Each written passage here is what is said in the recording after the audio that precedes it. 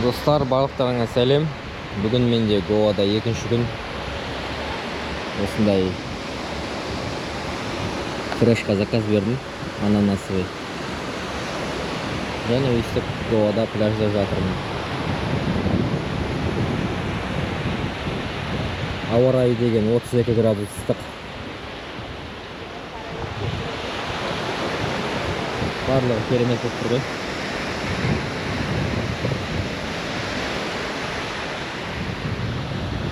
Және тағы да 5 күндей қалды. Енді 5 күн демалып, бұйырса Мумбайға қаратай жол тартатын болам.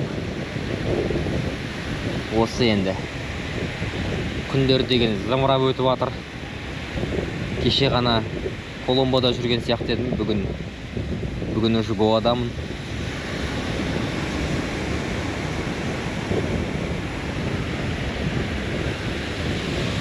Уақыттар зулап жатыр ғой, жорғадай бауырларым. Бірақ мынандай көріністі айтып жеткізу мүмкін емес. Қараңыздар. Қандай керемет теңіз. Жап-жылы су. Осындай керемет фреш ішіп жатырмын. Жанымда керемет осындай көрініс. Бұдан артық не керек айтыңдаршы? Менің ойымша бұдан артық ешнеге керек емес сияқты. Өте бір керемет сезімдемін. Ал енді мен осы жерде жатқаныма бір 2-3 сағаттай болды. Қазір енді киімдерімді жинап, жаңағы отельге қарата жол тартайын. Сол жерде по пути, короче, бір киім алу керек маған. Шорты мен бір аяққа тәпішке алу керек. Және мынау киіп жүрген киімдерім бар ғой, мынау джинсы, футболка, осының барлығын жуу керек. Мен сіздерге алдында айттым ғой, жуамын деп, уақыт болмай жатыр мүлдем. Коломбода жуып едім, бытшысын шығарып. В общем, жумағандай қылып берді ғой маған. 500 рупия бергем Коломбода. Енді қазір барып Гоада жуып алу керек болып тұр. Өйткені 5 күннен кейін жолға шығамын Мумбайға. Сондықтан қазірден бастап дайындалу керек. Жаңағы рестораннан шықтым, пляждағы. Енді отельге бара жатырмын. Осындай видпен. Мына жерде осындай пальмалар, кокостар. Күн қайнап жатыр. Йо-майо, өте ыстық күн дейтін. Сөзбен айтып жеткізу мүмкін емес. Қаншалықты ыстық екен.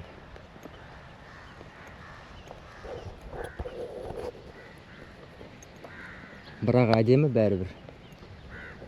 Не дегенмен. Бірақ Гоада мусор көп та, қоқыстар.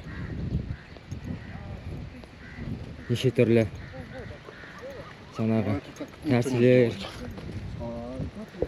Мына жақты кішкене тазалап тұрса әдемі болатын еді. Негізінде. Мына жақтан бір жаман иіс шығып жатыр. Бір ит па, мысық па, бірдеңке өліп қалған сияқты сасып жатыр.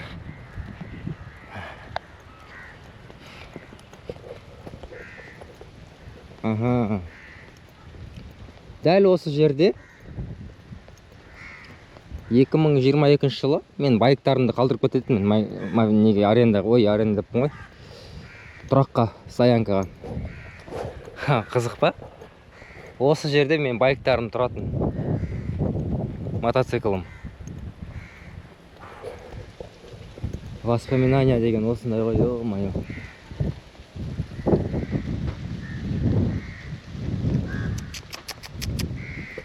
4 жылдан кейін қайтадан Гоаға келдім.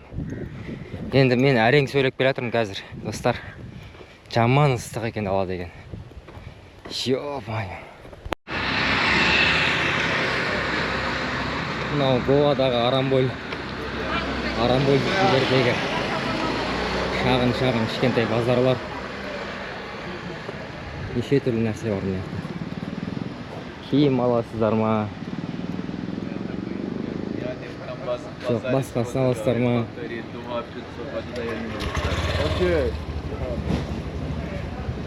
Өздеріңіз білесіздер.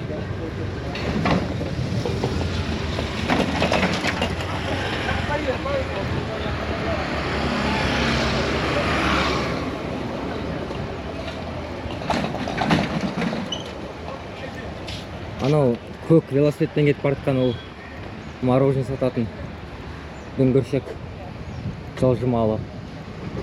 Жылжитын мүлік қой, короче, жылжитын.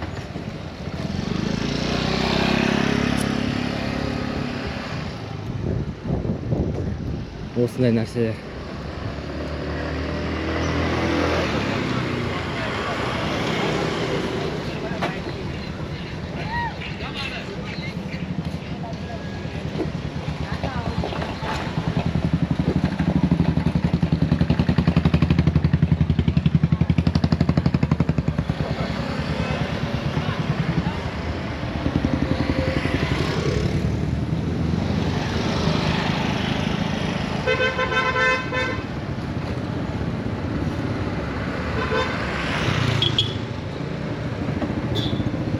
Дәл осы жерде 4 жыл бұрын болғаныма сенбеймін.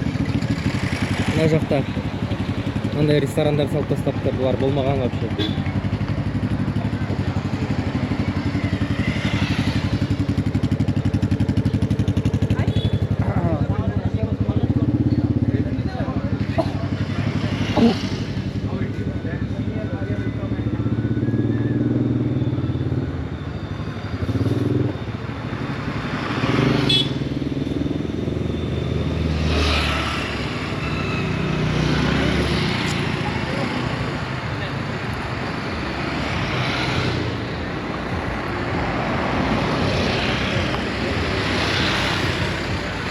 Бұл жақта бәрі байкпен жүреді. Мен сияқты жаяу ешкім жүрмейді бұл жақта. Бірең сараңдары бар. Мыналар сияқты.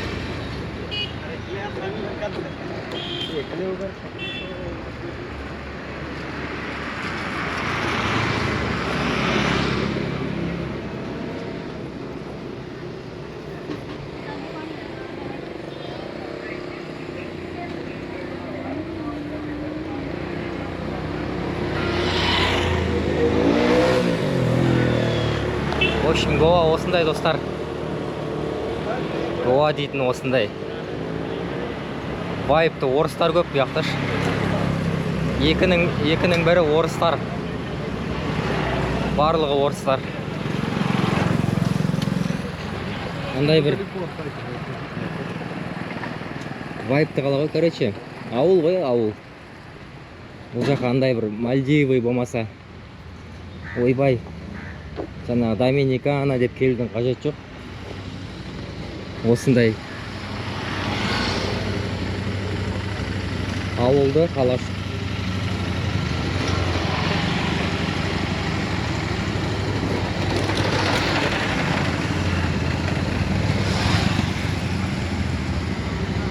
Ата сиырлар. Жолдың ортасында тұрады ғой сиырлар.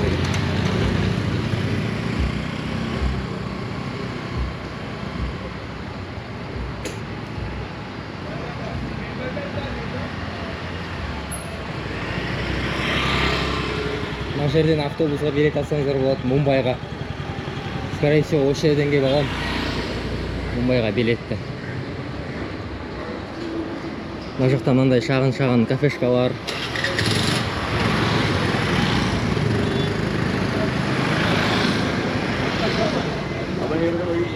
Маған қазір бір шорт алу керек, немесе шалбар, жұқа. Өйткені мен мынандай қалың джинсы киіп шаршап кеттім. Өте ыстық екен да.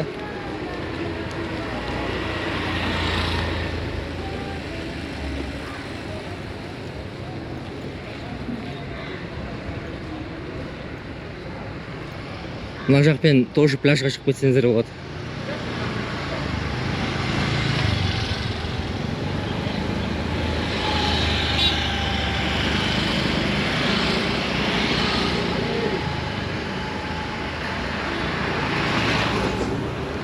Короче, Үндістанға келетін болсаңыздар, менің ойымша тек Гоаға ғана келіңіздер.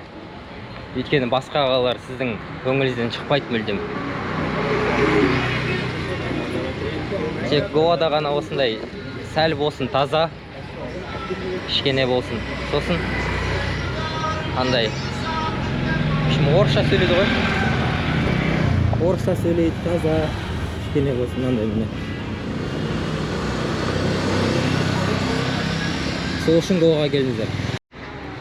Мынандай тәпішкелер бар екен. 1000 рупия. Қазір біреуін алсам деп тұрмын. Оп. Мынадан ба, бәлкім.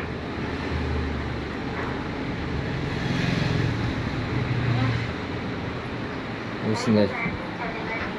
Мына жерде әйелдердікі.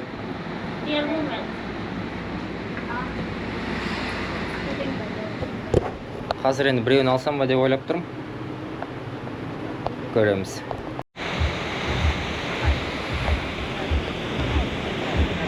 Осындай бәлеге мініп алып.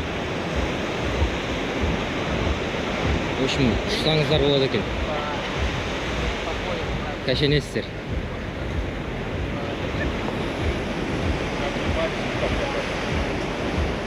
Бұл кешкі пляж, достар, кешкі пляж. Сағат 6:30 болды. Үндістанның уақытымен. Ана қараңыз.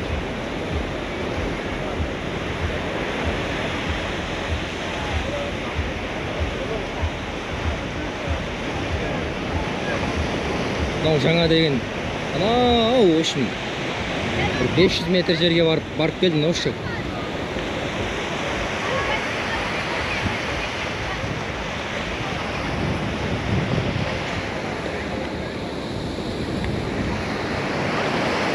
Қорқпайды екен өзі деген.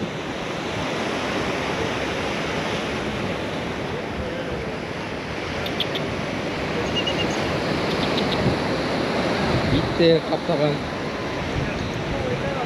Ар жақта да иттер. Ар жақтың барлығы уже мусор. Қоқыс болып жатыр.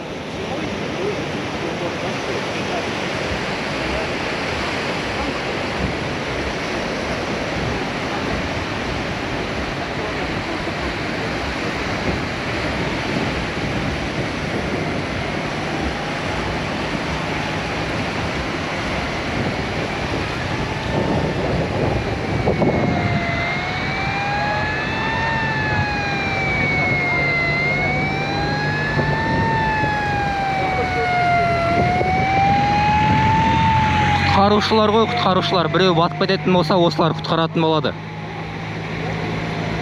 Бірақ қайдан бұлар құтқара ала ма, құтқара алмай ма?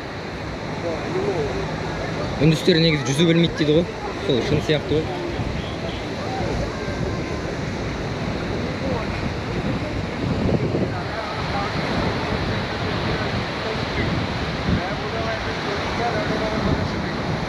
Короче, в основном орыстар ғой.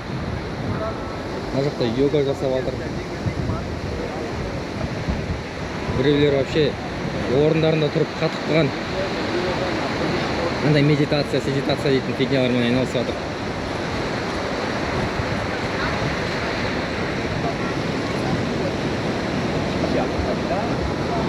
Арамбольдің пляжы осында енді.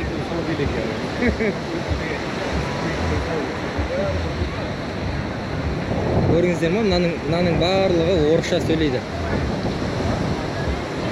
Русскоязычный дейді ғой.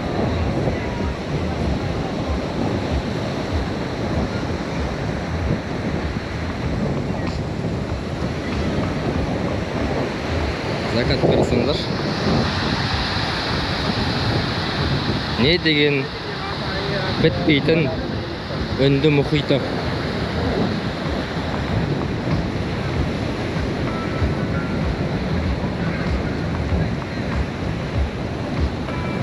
Балық аулайтын балықшылар. Ана жақта балықтарын аулап, қазір енді сол балықтарды сорттап жатыр, короче.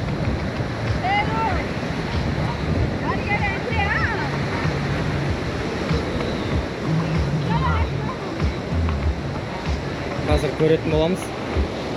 Нақты не істеп жатқанын. Міне. Кешеде үстіп жатқан не балықтары жоқ ішінде. Нақты не істеп жатқанын ешкім білмейді. Әйтеуір бірдеңкені соқтап жатыр.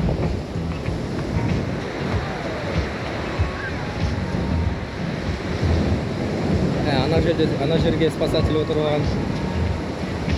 Якобы біреу батып кететін болса соны құтқарады да. Мына қарасына есеп.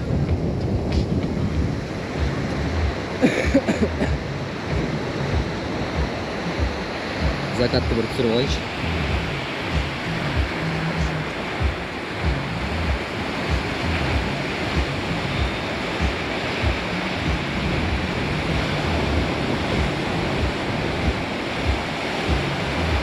Мына жерге бір керемет бір музыка жетпей тұр да. Қазақстанның анау. Бізде көп қой. Бауыржан Исаев ағамыздың өмір түгіл өзімді де білмеймін деген әнін тыңдап, тұңғиыққа батып отыратын жер екен. Менің дауысым естіліп жатыр ма сіздерге?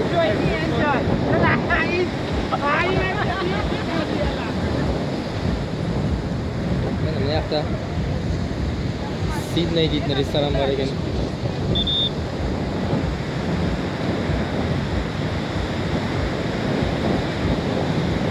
Осы сіздерге толықтай көрсетейін деген ғой.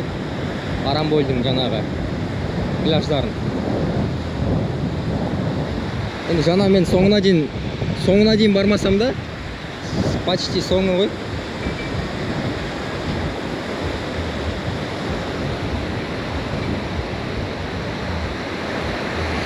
Ана жерден көрсеңіздер, біреулер кішкентай қайық алып, ручной. Сонымен сүңгуірмен сүңгіп жүр. Негізі кеш батып кетті, желательно суға түспей қойған дұрыс. Өйткені мынандай не дейтін аны, волны дей ма? Осылар басталып жатыр. Әне мынау да сықырып жатыр ғой.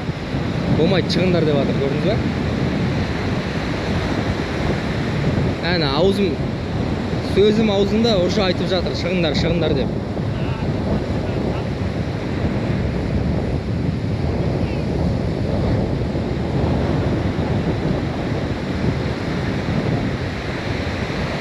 Біреу дейтін вообще анау алысқа кетіп қалған ғой, шомылып.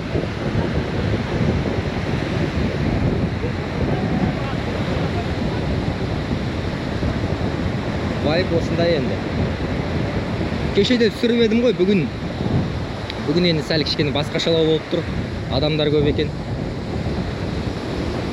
Осы сәтті, осы шақты камерама түсіріп алайын дедім.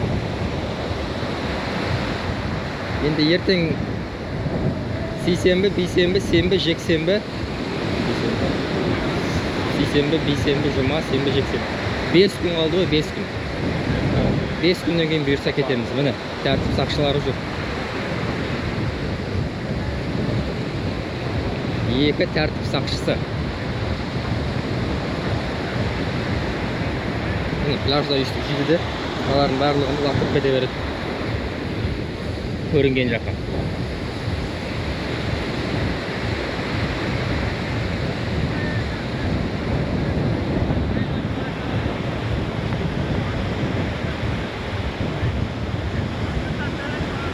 Алты 48 болды. Үндістанның уақытымен сағат 6:48. Hey, why? Oh, hey. This guy is talking. Yeah, हमारा तनमनिया. Oh, fucking. तनमनिया.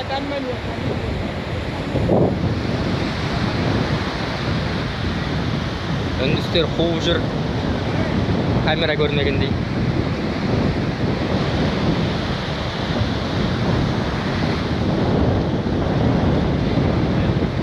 Мұнда тәртіп сақшылары тәртіпті қадағалап жүр. Үндістер андай ғой негізі, камера көрсе камераға жаңағы қалғысы келеді да, міндетті түрде.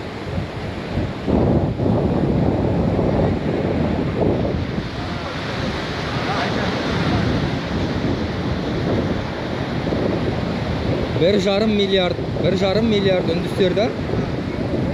Әйтеуір 1 миллиардтан асады. Бірақ, білмеймін әйтеуір камера көрмеген ба өмірлерінде. Менің камерам еще үлкен емес па андай. Кішкентай ғана GoPro. Осы GoProға түсіріп келе жатырмын.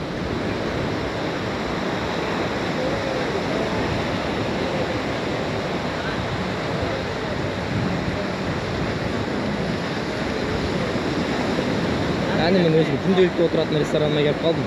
Surf Shack. Қазір отырып бір стейк жеп алу керек.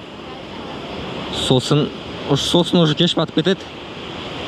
Хостелге қарата жол тарту керек. Хостел болғанда енді импортный кухняма, короче, импортный комнатама.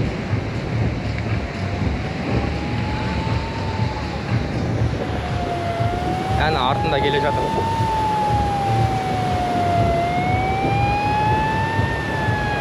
Бұлар тәртіпті қадағалайды, короче ше.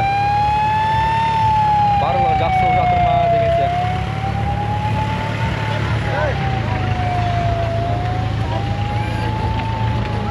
Осындай лайк болып жатыр мына жақта. Жаңа айтқанымдай бұлардың өздері жүзу білмейді. Кімді құтқаратынын білмейді.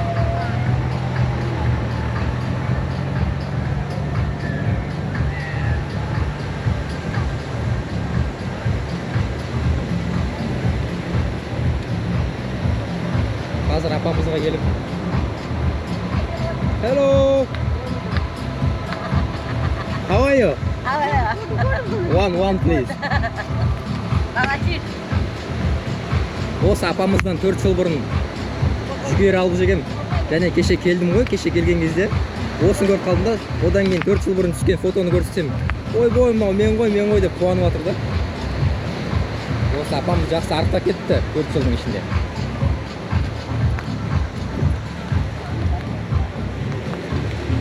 Жүгері ыстық отқа пісіріліп жатыр, көрдіңіздер ма?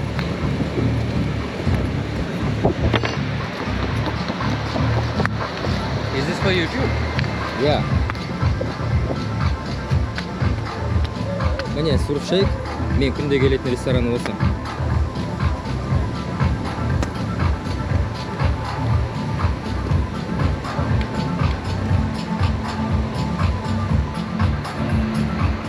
Ана алдымда ар жақта бір таулы қыраттарды көріп тұрсыздар ма?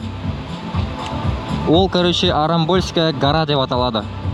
Жоғарға шықсаңыздар, Арамбольға, мынау пляжға үлкен бір вид ашылады сіздерге. Арамбольская гора дейді. Соған шығып көрсек те болады негізі.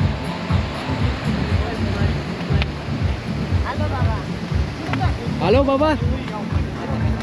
Алло, баба. Ята кокостар бар екен мынандай. How much in this? 80 рупия. This one? 50 рупия. Assalamu alaikum. Oh my friend, how are you? Good. Хорошо. It's work good? Yes. Работа нормально? Good. Бұл, короче, бұл официант бауырымыз мына ресторанда жұмыс істейді. Hazır. Surf Shack. Yeah, I'm coming next 10 minutes, okay? Okay. You go home? No, it's here. I'm here. Yeah. Бұл официант бала. Танысқанымызға бір 2 күн болды.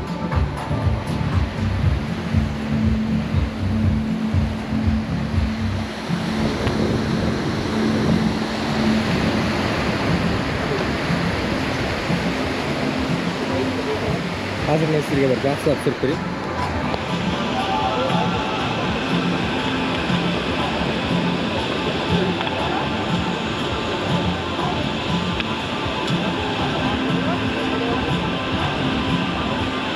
Менің жүгерім пісіп жатыр.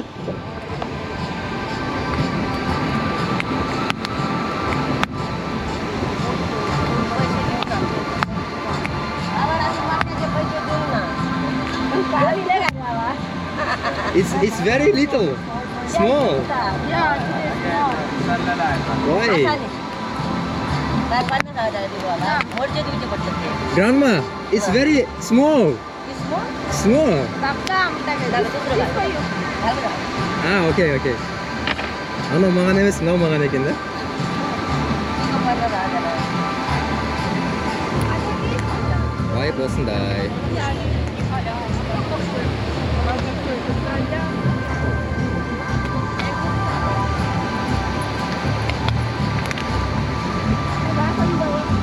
얘다 좀 감아주는 거야. 이거 가자. Мұндай жүгеріні жеген де арманда, жемеген де арманда. Бізде қазақта айтады ғой, 5 бармақты жеген де арманда, жемеген де арманда. Дәл осылай Арамбойға келіп жатсаңыздар, міндетті түрде осындай жүгерден алып жеңіздер достар.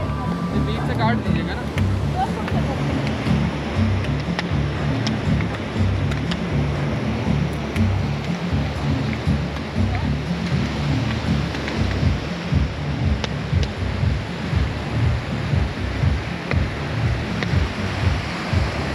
Енді менің ойымша осы видеоны мен тек осы бір видео қылып ютубқа салатын сияқтымын, өйткені қазірдің өзінде 15 минут болып түсіріп жатқаныма менің жаңағы 1 сағаттық, 1,5 сағаттық видеоларым мүлдем өтпей жатыр. Комментария, лайк вообще жиналмай жатыр да. Міне. Закатты түсірейінші осылай. Дәл осы жерде Бауыржан Исаевтың өмір түгіл өзімді де білмеймін әнін тыңдау керек. Өмір түгіл өзімді де білмеймін, сен ойласам төзімді де білмеймін. Бір білерім сені сүйген екенмін, сені мәңгі аялаумен өтермін. Yeah, it's ready? No, thank you. 레몬 썰. No.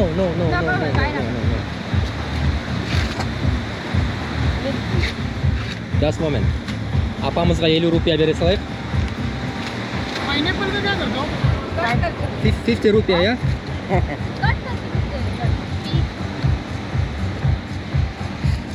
नारंगी पानी कैसे Я 50 рупия алды. Жүгері үшін. Қазір енді жеп көретінмін. Give me my жүгері. This one. Thank you. Tomorrow. Thank you. Tomorrow. Yeah, tomorrow. Roti. Мінекей.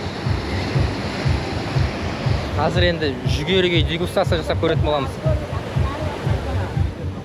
Алло, баба. Дәмі керемет. Осындай керемет жүгеріні, мынандай керемет закатта қарсы алған. Вообще бөлек сезім ғой, мен бір жерге отырып алайын. Меніңше мына жаққа. Және өйстіп түсіріп отырамын.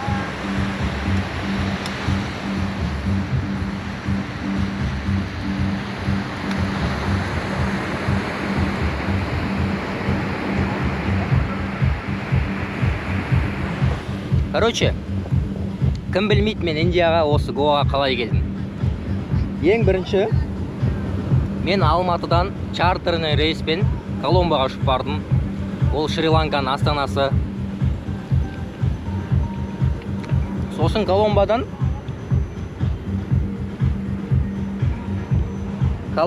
Элла дейтін анау 9-арочный мост бар Шри-Ланкада. Сол жерге бардым автобуспен. Одан кейін ол жақтан қайтып келдім Коломбоға. Сосын 2 күн Коломбода болдым, тамағым ауырып, жөтеліп, в общем, грипп болдым. Содан кейін мен деген Үндістанның Бангалор дейтін қаласына ұшып келдім. Бангалорда 3 күн болдым. Сосын мен деген Гоаға ұшып келдім. Бангалор Гоа билеті, барлығын айтып өтейін, я? Алматы Коломбо билеті 70 мың теңге болды. Коломбодан Бангалорға билет 50 мың теңге болды. Бангалордан Гоаға билет 15 мың теңге болды. Енді внутренний рейстер Индияда өте арзан. 1 сағат 15 минуттың ішінде мен Гоада болдым. Енді 5 күннен кейін мен деген Мумбайға барамын, бірақ билет алған жоқпын әлі. Мен, скорее всего, автобуспен барамын. Өйткені бұл жерде маған сәл ақшаны үнемдеу керек. Қымбат болып кетті. Қайта самолетпен ұша беретін болсам, невыгодно болады. Осы достар. примерно айттым қанша болатын билеттің барлығының.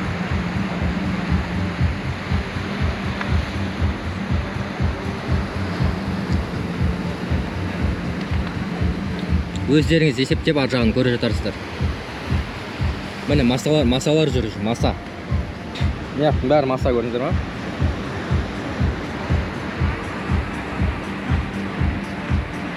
Жақсы достар, видео 20 минут болды. Дәл осы жерден мен осы видеомды тоқтатайын. Осыны тек осы түсіргенді ғана салып жіберемін, бөлек қыл. Комментария және лайк басып отырыңыздар. Алдағы уақытта Мумбай, Джайпур, Агра, Варанаси, Дели қалаларын түсіретін боламын. Және Непалдың астанасы Катманду түсіретін боламын. Сау болыңыздар.